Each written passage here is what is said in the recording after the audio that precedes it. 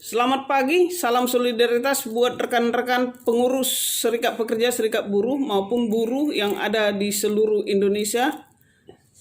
Saya akan membagi sedikit tata cara beracara di Pengadilan Hubungan Industrial sebagaimana diatur dalam Undang-Undang Nomor 2 Tahun 2004. Perselisihan di dalam Undang-Undang Nomor 2 Tahun 2004 merupakan perbedaan pendapat yang mengakibatkan pertentangan antara serikat pekerja, serikat buruh dengan pengusaha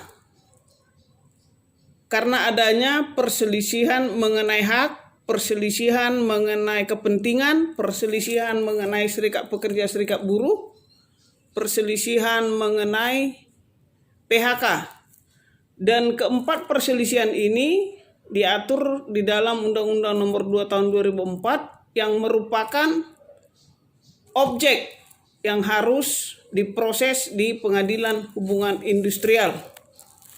Perselisihan hak adalah perselisihan yang timbul karena tidak dipenuhinya hak akibat adanya perbedaan pelaksanaan atau penafsiran terhadap ketentuan peraturan perundang-undangan yang berlaku maupun PKB ataupun di dalam PP.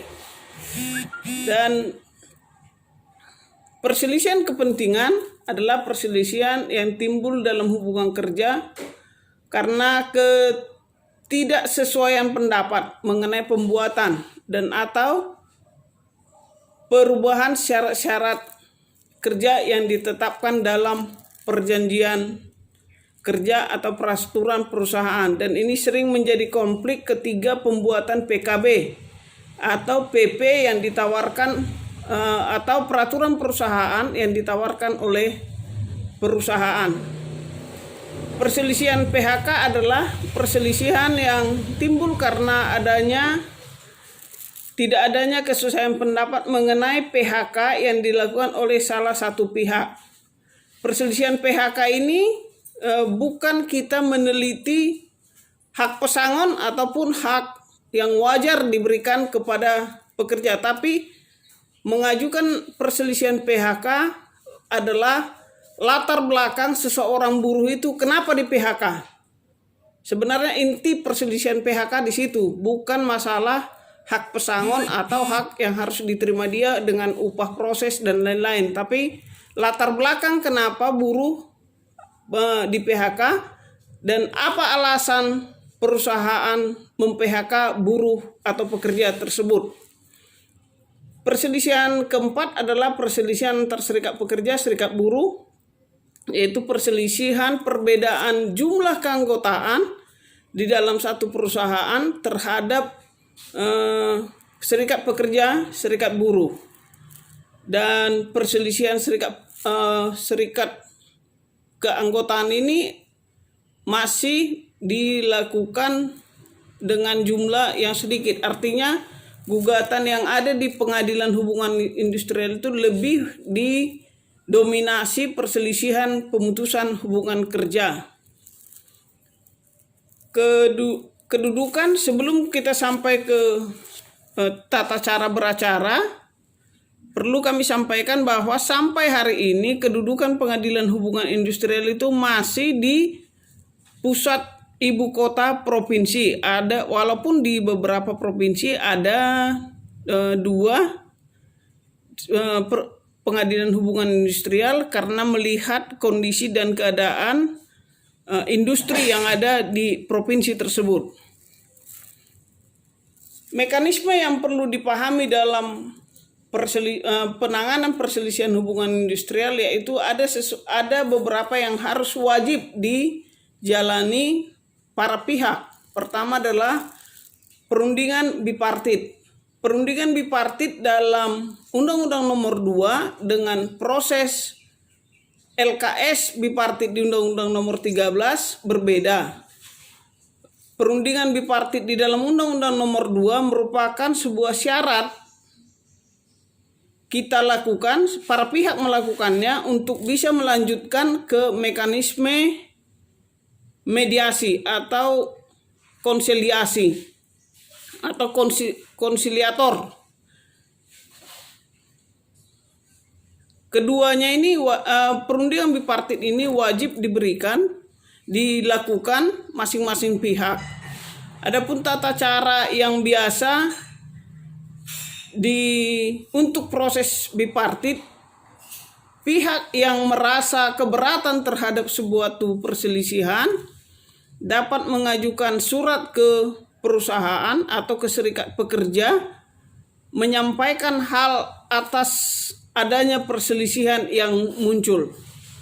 Tempo yang diatur di dalam Undang-Undang Nomor 2 Tahun 2004 ada 30 hari proses bipartit akan berlanjut, dan biasanya pengalaman yang kita jumpai di lapangan, proses bipartit sering tidak dapat diterima oleh perusahaan karena kita tidak tahu apakah pihak perusahaan enggan untuk berunding dengan buruhnya atau serikat pekerja. Namun harapan kita kepada serikat pekerja, serikat buruh atau buruh dapat menyurati perusahaan dalam waktu 3 kali surat menyurat dan usahakan ada tanda terima, sehingga ketika kita melakukan jenjang ke mediasi, proses tersebut dapat kita lampirkan bahwa kita dari orang yang tidak dapat menerima pemutus perselisihan telah melakukan upaya bipartit.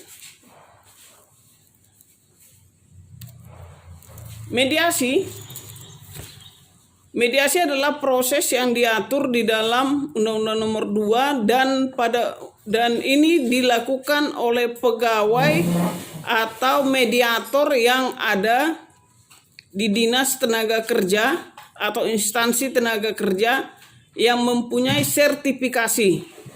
Kalau sebelumnya, undang-undang sebelumnya mengatur ini adalah pegawai perantara.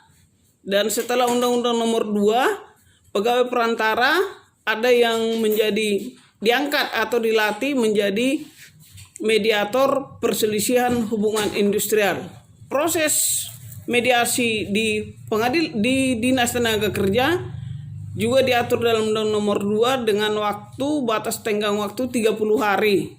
30 hari akan tetapi bila ada kesepakatan di dalam mediasi tersebut, maka kesepakatan atau perjanjian itu harus dicatatkan di Pengadilan Hubungan Industrial dan perselisihan dengan perjanjian itu dianggap selesai. Akan tetapi bila tidak ditemukan kesepakatan atau sebuah perjanjian, maka mediasi atau mediator harus wajib mengeluarkan risalah mediasi, atau sebelumnya dalam undang-undang sebelumnya disebut anjuran, risalah anjuran. Itu adalah sebuah kewajiban yang harus dilampirkan di dalam gugatan bila salah satu pihak merasa tidak dapat menerima apa yang alur yang dijalani di dalam bermediasi atau selama dimediasi oleh seorang mediator. Dalam undang-undang keistimewaan dalam Undang Nomor 2 yaitu kuasa, karena Undang-Undang Nomor 2 juga memakai hukum acara perdata, maka diperlukan kuasa hukum sebagai perwakilan para pihak beracara di pengadilan. Nah, keistimewaan dari Undang-Undang Nomor 2 ini memberikan kewenangan kepada pengurus serikat pekerja ataupun pengurus Apindo dapat menjadi kuasa hukum di Pengadilan Hubungan Industrial di luar advokat sebagaimana diatur dalam Undang-Undang Nomor 18. Jadi tidak hanya advokat yang bisa beracara di Pengadilan Hubungan Industrial. Upaya hukum yang diatur dalam Pengadilan Hubungan Industrial adalah peradilan tingkat pertama, pengajuan gugatan, dan yang berikutnya adalah pengajuan bila kita keberatan atau salah satu pihak keberatan atas putusan tingkat pertama. Para pihak yang merasa keberatan dapat mengajukan ke tingkat kasasi atau membuat memori kasasi sesuai dengan aturan dalam Undang Nomor 12 ketika para pihak hadir mendengarkan putusan, maka 14 hari setelah itu dia dapat mengajukan permohonan kasasi. Dan bila dia tidak hadir, maka dapat diajukan memori kasasi itu terhitung sejak surat penyampaian dari pengadilan yang diberikan kepadanya. Lalu bisa dapat mengajukan permohonan kasasi. Dalam Undang-Undang Nomor 2 sebelumnya,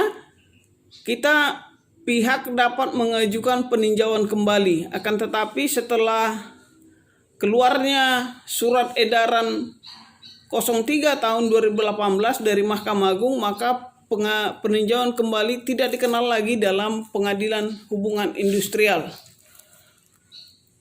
Sebuah putusan yang ingkrah atau telah berkekuatan tetap dari Pengadilan Hubungan Industrial bagi yang dimenangkan atau yang putusan tersebut memberikan sesuatu hak kepada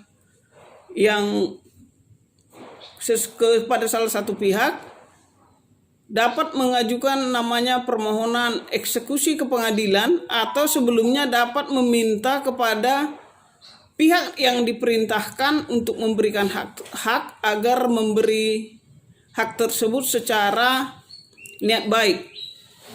Tetapi bila surat atau niat baik itu tidak diterima, pihak dapat mengajukan permohonan eksekusinya ke Pengadilan Hubungan Industrial. Proses eksekusi ini akan ditindaklanjuti oleh pengadilan dengan memanggil termohon untuk melaksanakan putusan yang telah ingkrah. Dan bila pihak termohon tidak dapat memenuhi permohonan putusan, biasanya pihak pemohon akan mengajukan barang atau harta milik termohon untuk dapat dilelang sebagai pelaksanaan putusan dari Pengadilan Hubungan Industrial. Mungkin itu yang bisa kami sampaikan. Semoga bermanfaat buat rekan-rekan pengurus Serikat Pekerja Serikat Buruh maupun buruh sendiri untuk dapat kita berbagi ilmu. Selamat pagi, salam solidaritas.